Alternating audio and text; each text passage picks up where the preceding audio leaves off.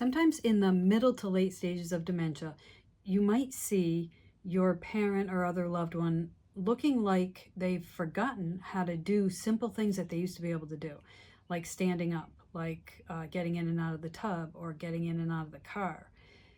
And the reality is they've forgotten how to do that. But there's a type of memory called procedural memory that we can use to help our parents to stay as independent with physical things for as long as possible. And that's going to help us as caregivers because that's going to mean we don't have to physically help them as much.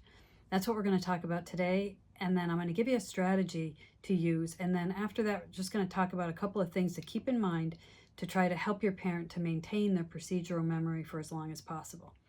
I'm Tammy Provenzel. I'm a dementia certified physical therapist and a life coach for caregivers. I make these videos as a resource because caregiving is really hard. So procedural memory is a type of long-term memory. And most of us know that dementia usually affects your short-term memory first, and that's why our parents can remember things from a long time ago, from when they were kids, and they're sometimes kind of stuck in that time. So if we take the idea that our long-term memory is maintained longer, procedural memory is the type of memory that's associated with things that we learned usually earlier in life, and then our brain and our body holds on to that memory. Procedural memory is responsible for the saying, it's like riding a bike.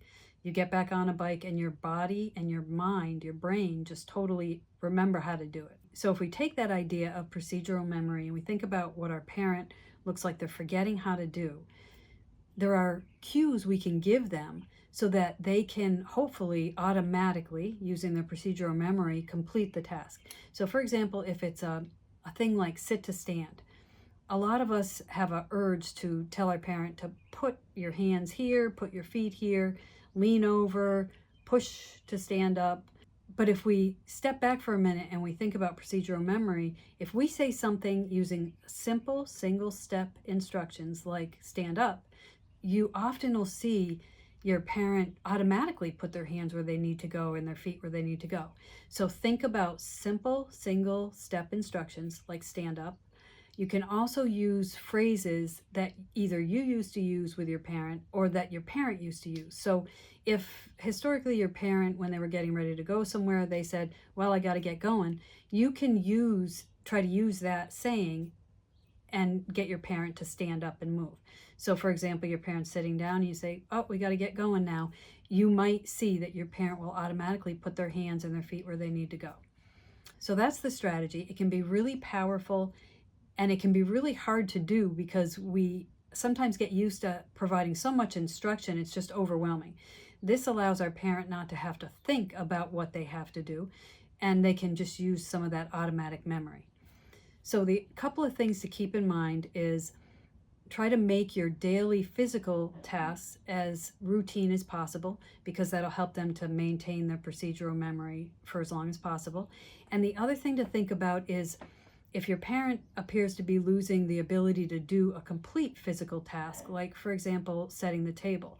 You used to be able to say, why don't you go set the table now, Dad? And he would go in there and get the dishes and the utensils and he would do it. If he can't do it now, then you can try breaking it down. So for example, you could take the dishes and the utensils and put them on the table.